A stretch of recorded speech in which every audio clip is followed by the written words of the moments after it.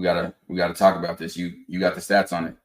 We had the number 117 national signing day ranking for high school players. from So I want you 24/7. to Can you believe that? go into it some more, and then go over But how you feel about it. first off, I don't want you guys to freak out. You know what I'm saying? I'm 117. You know, everybody's like, oh, Coach Prime's a transfer portal king. But it's not even about that.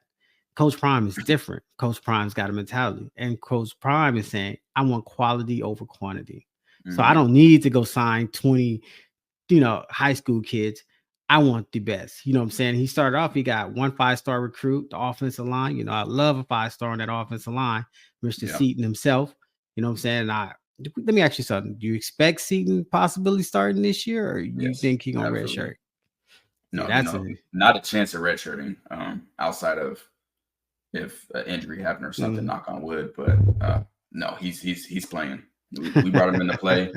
He's going to Colorado to play. No, he's playing. Yeah, see, that's what I like to see. And then he had 4 other ones. They're all 4-star recruits.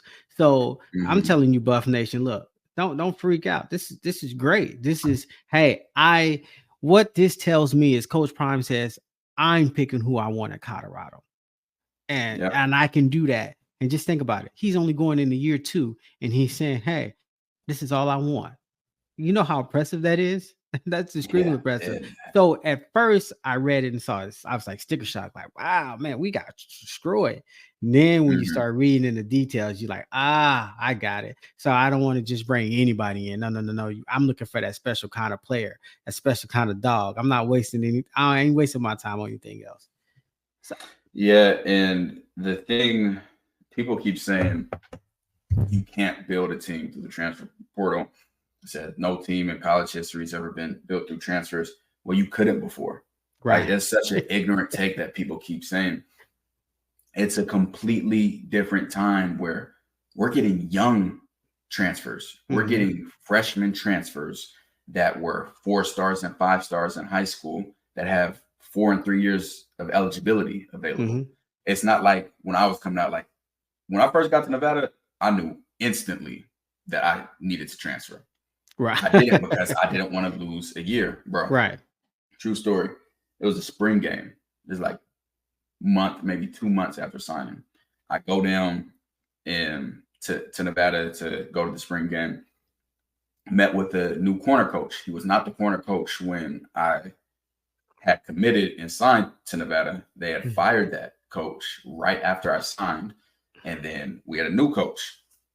So I go and meet with the new coach. First thing is, I swear on my life, this is everything I'm saying is facts. And you guys that know football are gonna, and especially DBs, gonna be tripping. So I met with my coach, and we're going over the new defensive scheme and stuff because it was all new coaches on the roster other than the safeties coach. And I went in at the time as a corner. He said, "I'm gonna let you know what we're gonna do here. We don't backpedal, and we only press with 2 hands." Now, CT, you don't know how wild that is, but what you're taught as a corner is you never press with 2 hands unless they're attacking your leverage. The reason you don't do that is because when you press with 2 hands, your hips get locked. Exactly. So you're always supposed to one hand and offhand jam. And he's telling me, no, there's no one hand jam in here because the receivers are too strong. So you only 2 hand jam. I said, okay, that was an instant red flag. Then he said, we will not backpedal at all. He said, we're only playing catch technique. He said, in catch technique, I want you to stand at 5 yards. And he said, I want you to plant your feet in the ground, collision the receiver, and then run with him. I knew I messed up that exact moment. I said, I chose the wrong school. My Yeah. corner coach had only played safety in his career.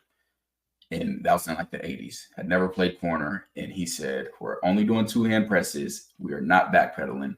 And we're playing catch technique from 5 yards and planting our feet in the ground, not moving Mhm. our feet.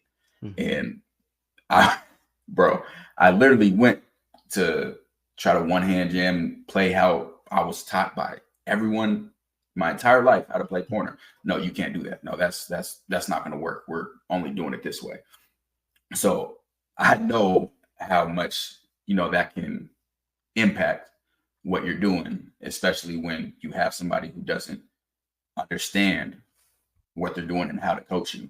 So when I wanted to transfer, again, I was stuck, couldn't do it.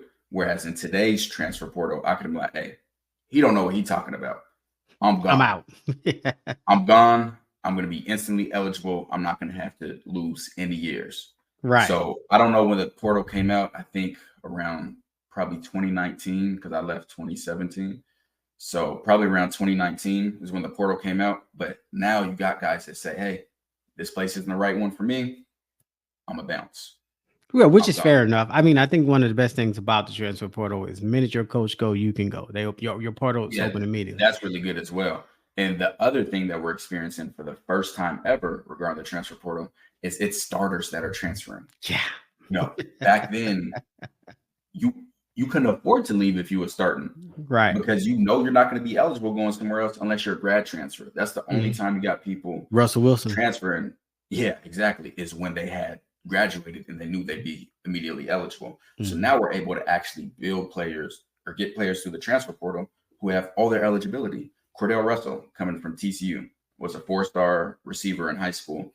Redshirted this past year. He has 4 years eligible, and he's going to be eligible immediately at Colorado. That is so much different than how it was done in the past. And that's why you couldn't build off of transfers in the past. But now we're able to do that. We're able to get Will Sheppard established in the SEC. LeJontay Wester, 100 catches, 1,200 receiving yards, established in college football. So I'm not worried about the high school rankings at all. I told you, I got a text message. I wish I had screenshot it before we got on this, but I texted you. And you were like, what? Because I said, bro, I don't want more than probably 5 high schoolers. Yeah, you did say that. Yeah, you did say I want straight transfers. I want guys who have played already, are acclimated to college football, and can come in and play. Right. It's really, really hard for high schoolers to come straight out of high school and be ready for game time action. Right. Like Travis did it.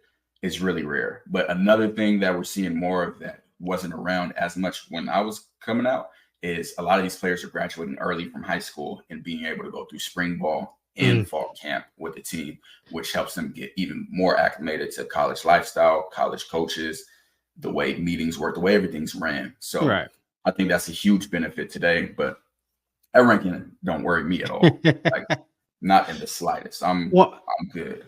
Yeah, because I'm a big believer in the transfer portal, just for the fact that you might commit somewhere and you get there, you realize, hey, this ain't what I want. And then instead of sitting there having to put up effort, you get to say, I want to go in the portal and I'm gonna go find somewhere what I, because this is what I think it was going to be. It allows the kids to have the ability to change their mind or go and say, okay, hey, I feel like your coaching style and my learning style don't match. Let me go, or I don't want to sit on the bench behind somebody at this school. I feel like I'm better than this person, right? So I think it's great. And I like to say, I think he can definitely build out of the transfer portal. National Signing Day, like I said, I don't worry about the rankings because, like I said, he took quality over quantity.